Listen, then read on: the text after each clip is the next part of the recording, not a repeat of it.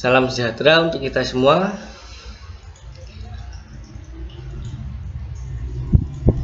Perkenalkan, nama saya Widardo Pamungkas dengan NIM 311910727 di kelas TI 19E2 dengan mata kuliah Jaringan Komputer. Di sini saya akan menjelaskan tentang OSI layer. Kita langsung saja ke materi. The Open System Interconnection atau layer OSI adalah susunan atau kerangka jaringan yang diimplementasikan melalui protokol jaringan dalam 7 lapisan berbeda. Kali ini kita akan mencoba membandingkan masing-masing lapisan OSI dan memahami bagaimana mereka berinteraksi satu sama lain. Jika kalian bertanya apakah fungsi dari 7 OSI layer, maka kalian tidak akan menemukan jawaban secara sempurna. Sejatinya 7 OSI layer ini hanyalah sebuah konsep dan teori untuk memetakan sebuah sistem dalam jaringan. Sedangkan fungsinya berbeda-beda untuk setiap layer OSI yang bersangkutan. Kita lanjut.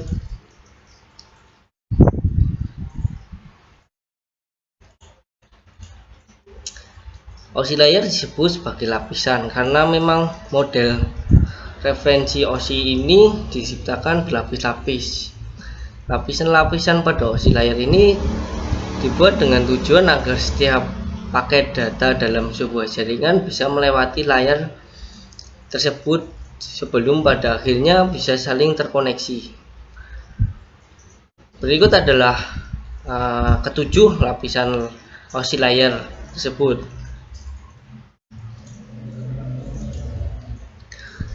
Yang pertama ada physical layer. Physical layer sesuai dengan namanya, physical layer berarti sebuah lapisan yang berhubungan dengan fisik. Layer physical ini berhubungan erat dengan fungsi persinyalan dan merupakan layer yang paling dekat dengan hardware alias perangkat keras jaringan. Fungsi dari physical layer yaitu yang pertama mendefinisikan media transmisi jaringan. Yang kedua mendefinisikan metode persinyalan, dan yang ketiga mensinkronisasi bit data, dan masih banyak lagi yang lainnya. Yang kedua data link layer. Lapisan berikutnya pada OSI layer ini adalah data link layer, merupakan salah satu layer yang penting karena memiliki fungsi sebagai berikut. Yang pertama, mengkoreksi kesalahan. Terus lanjut, yang kedua menentukan bagaimana setiap bit dari data dikelompokkan ke dalam frame. Selanjutnya yaitu pengamatan perangkat keras dan menentukan bagaimana sebuah perangkat keras dapat beroperasi. Kita lanjut, yang ketiga ada network layer. Network layer, fungsi utama dari network layer ini adalah untuk membantu mendefinisikan alamat IP atau internet protokol sehingga setiap komputer dapat terhubung satu jaringan.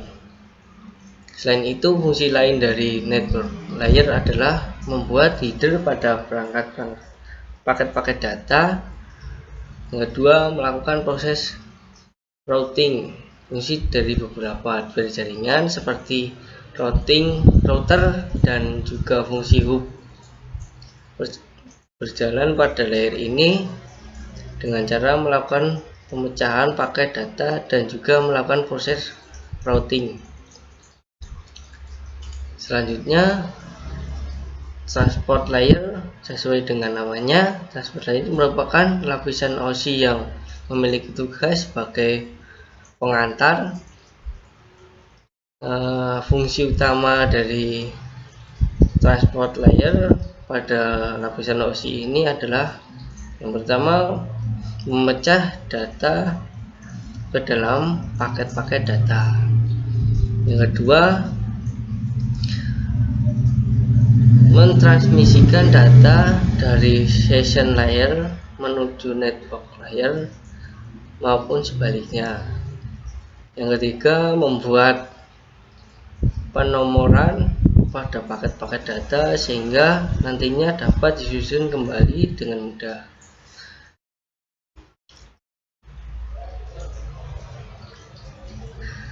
Berkat adanya transport layer ini, maka setiap data bisa saling berjalan dari server menuju kliennya dengan lancar tanpa adanya gangguan.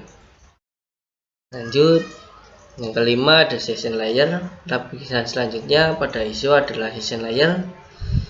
Lapisan session layer ini memiliki fungsi utama untuk mendefinisikan bagaimana sebuah koneksi bisa dibangun, serta dapat mendefinisikan manajemen dari sebuah koneksi, seperti menghancurkan dan juga memelihara koneksi. Yang keenam ada presentation layer. Layer kedua pada saat data mulai ditransfer dan bertindak sebagai layer keenam ketika sebuah komputer menerima paket data disebut dengan nama presentation layer. Fungsi utama dari lapisan layer presentation ini adalah mentranslate data yang akan ditransmisikan dari dan menuju sebuah application atau aplikasi.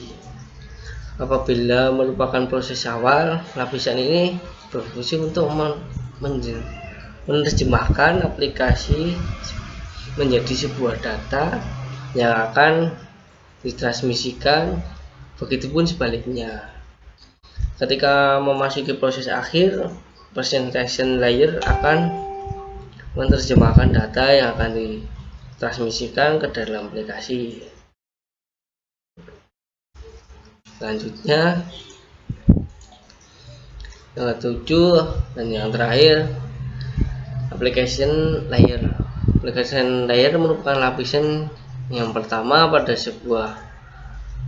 saat sebuah data mulai ditransfer dan merupakan lapisan terakhir yang dilewati begitu komputer klien menerima data tersebut. Fungsi dari application layer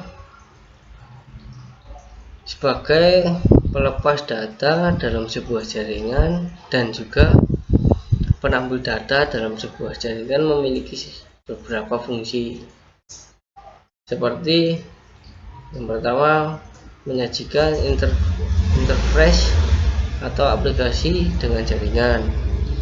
Yang kedua, mengatur bagaimana sebuah aplikasi mampu untuk mengakses jaringan. Selanjutnya, yang ketiga, membuat pesan-pesan berupa kesalahan pada jaringan. Yang terakhir, yang keempat, menampilkan display dari sebuah jaringan. Protokol pada layer application, yaitu ada beberapa protokol yang ditempatkan pada lapisan application layer ini, yaitu yang pertama HTTP, yang kedua SMTP, yang ketiga NSF. Itu adalah ketujuh lapisan atau layer yang terdapat di dalam sebuah referensi OSI. Setiap paket data yang ditransmisikan melalui jaringan nantinya akan melewati layer-layer tersebut sebelum akhirnya terkoneksi satu dengan yang lainnya. Sekian presentasi dari saya.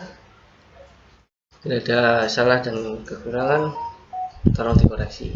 Terima kasih.